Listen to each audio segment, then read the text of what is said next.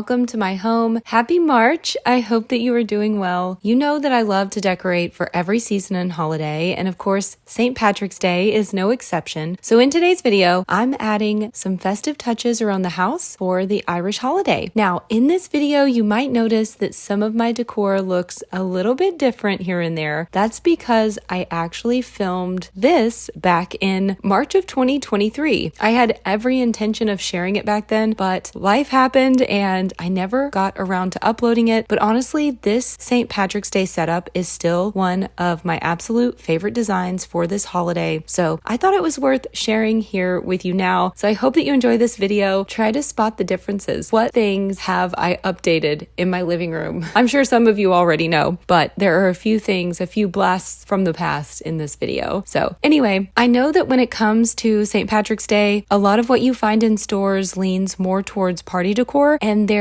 isn't always as much variety as there is for other holidays. That can make it a bit tricky to find pieces that work for a more styled everyday look. So I hope that this video gives you a little bit of inspiration if you love decorating for St. Patty's, whether it is a small vignette, a pop of green and gold, or even some subtle florals and clovers, of course, that we associate with the holiday. I'll show you how to incorporate those classic St. Patrick's Day elements in a way that I hope feels a bit more elevated and elegant. So let's get to decorating.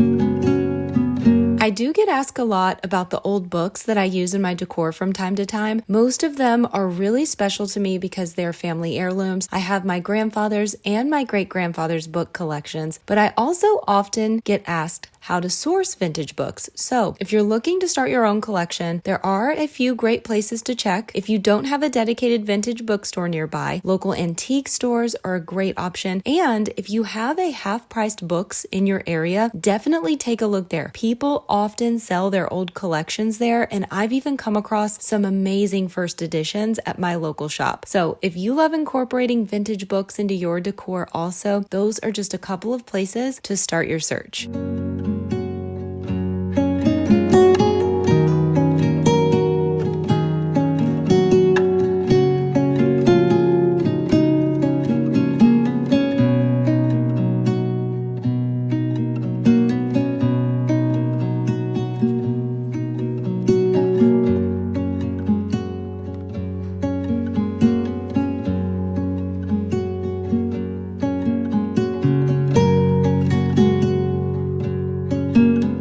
I found this faux clover greenery on Amazon a couple of years ago, and if it's still available, I'll have it linked below. Greenery like this is such an easy way to incorporate clovers for St. Patrick's Day. It gives a subtle nod to the holiday without feeling too over the top, and it also blends beautifully with the spring season. Just a simple, understated touch.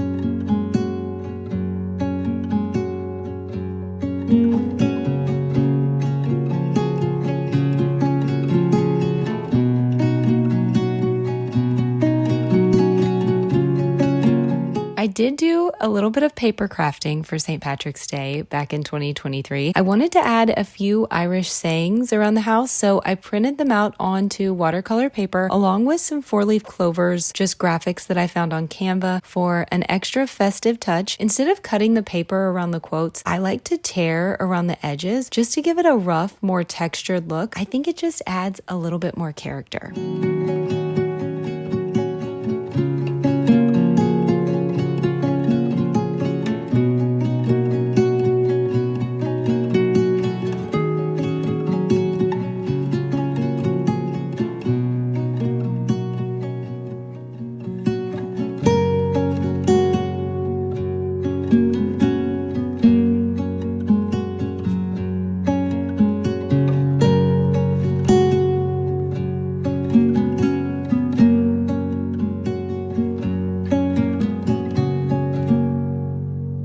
It isn't quite St. Patrick's Day without a pot of gold, and in this house that means a candy dish filled with Rolos.